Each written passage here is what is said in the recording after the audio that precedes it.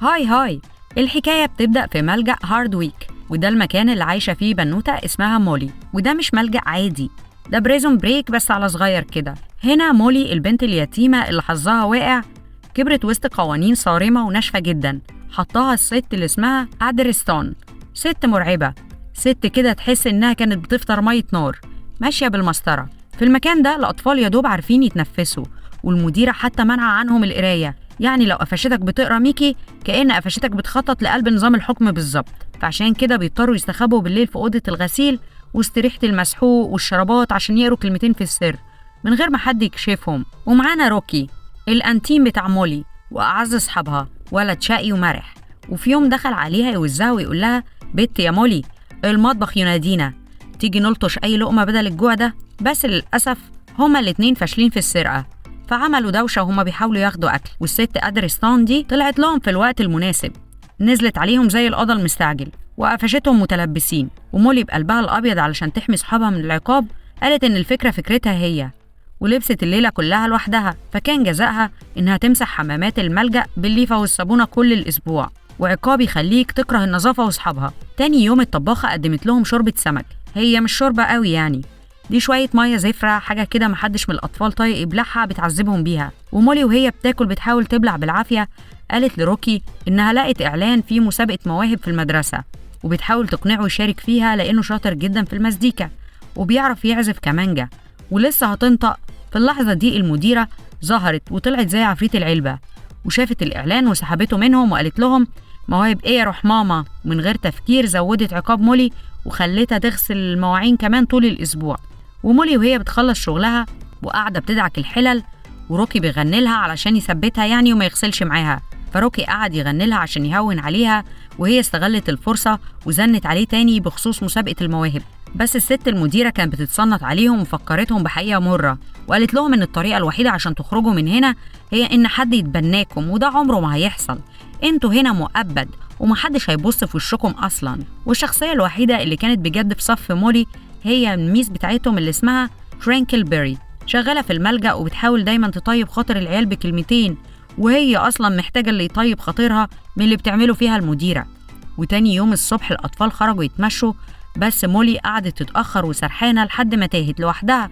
وهي ماشية شافت إعلان كبير لواحدة مشهورة اسمها دافينا، النجمة اللي ضحكتها من الودن دي للودن دي، ووقفت تتمنى وتوشوش نفسها إن حلمها تبقى مشهورة زيها. وقالت: يا رب إمتى بقى ترند زي الست دي واسيب الملجأ والزفارة اللي أنا فيها. ومولي دخلت مكتبة، والست لوسي اللي هناك فرحت جدا لما شافتها. بس بعدها بشوية ظهر راجل غريب اسمه نوجمان بيسأل عن كتاب قديم قوي من سنة 1908 بيتكلم عن التنويم المغناطيسي. فلوسي قالت له مش موجود، بس هو مصمم إنه سافر مشوار طويل قوي علشان يشوف الكتاب ده ويقراه. في الوقت ده مولي لقيت نفس الكتاب مستخبي في مكان سري محدش عرفه غيرها، وبدأت تقرا فيه. ونجمان لما شاف معاها الكتاب عرف فورا إن هو ده اللي بيدور عليه، وقعد يجري وراها. ومولي يا دوبك عرفت تهرب منه ورجعت للملجأ واستخبت في أوضة الغسيل وقضت اليوم كله بتقرا. واكتشفت مولي حاجة مذهلة، إنه الكتاب عن التنويم المغناطيسي، وإن ده موهبة نادرة جدا وموجودة عند ناس قليلة بس، وإن التنويم المغناطيسي ده مش سحر، ده تثبيت بس بالشياكة. عشان تتأكد إن عندها الموهبة دي حاولت تنوم نفسها قدام المراية بس معرفتش. بس كلب المديرة قطع خلوتها فقررت تجربه عليه، وقالت له: تعالى يا حبيبي بص في عينيا. بصيت، الكلب فجأة بقى قطة سيامي بيسمع الكلام وبينفذ الأوامر. ومولي عرفت إنها مسكت الريموت كنترول بتاع العالم كله.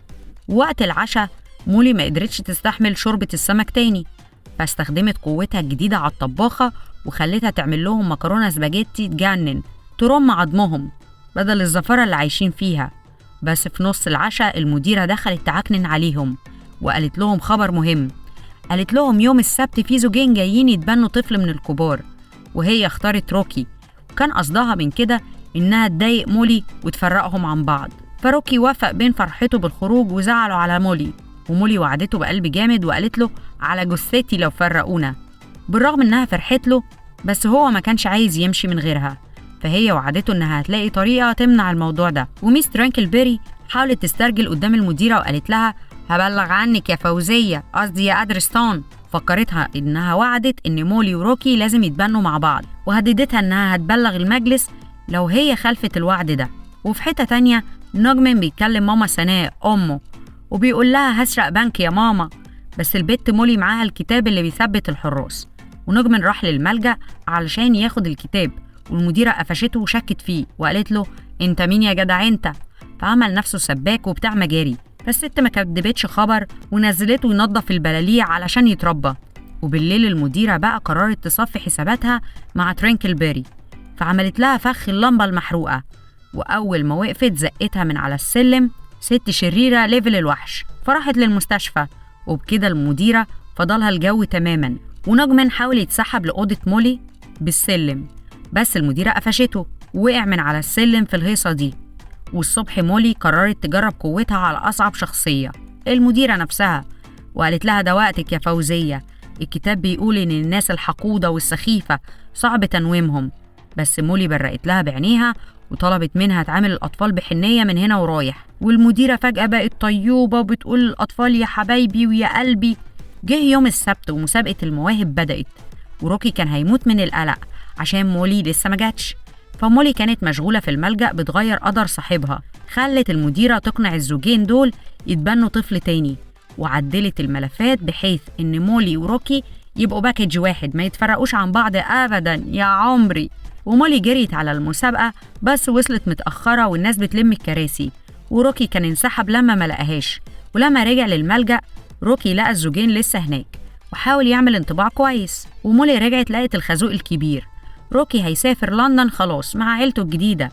روكي مشي وهو زعلان وباصص لمولي بصت بعتيني يا صاحبتي، ومولي واقفة مصدومة.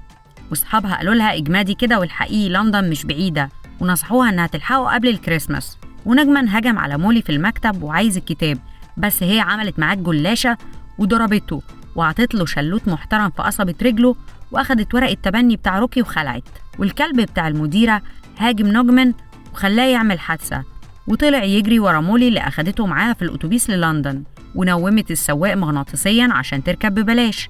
ولما وصلت لندن راحت فندق 5 نجوم ونومت المدير وخلته يحجز لها الجناح الملكي كله برضه ببلاش.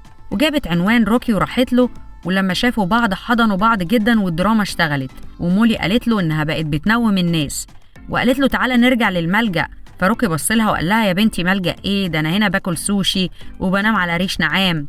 وقال لها انه ملقاش نفسه غير مع عيلته الجديده دي. فمولي سابت له عنوان الفندق وسابت له صورتها هناك وطلبت منه انه يجيلها ومشت بكرامتها.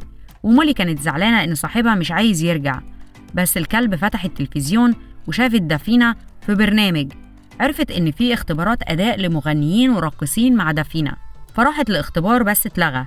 فدخلت للمنتج ونومته وخلته يخليها هي النجمة مكان دافينا.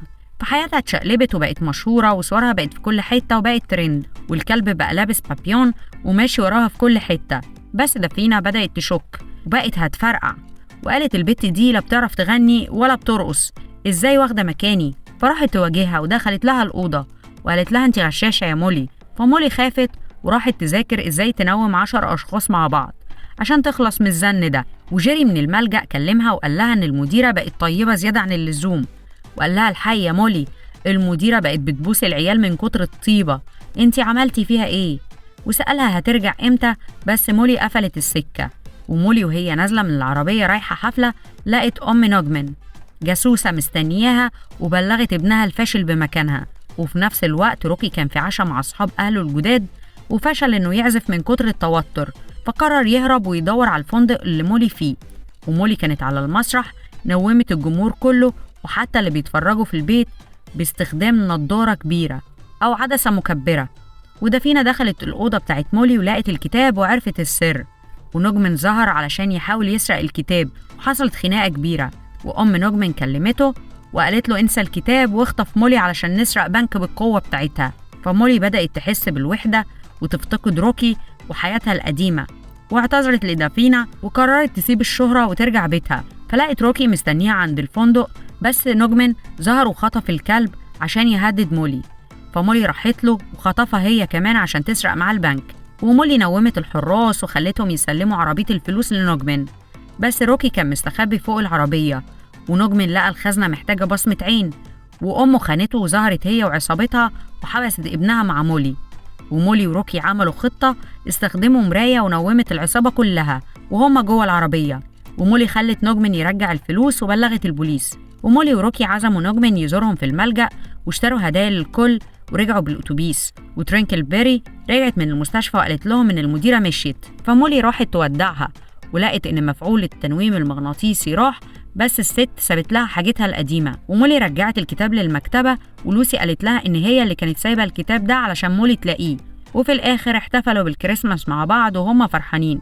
ما تنسوش تعملوا لايك وتشتركوا في القناة وتقولوا لي إيه رأيكم في القصة، لحسن أخلي مولي تنيمكم كلكم مغناطيسي، وكلكم هتعملوا لايك برضه عشان خاطرها. خلصت قصتنا وباي باي بقى.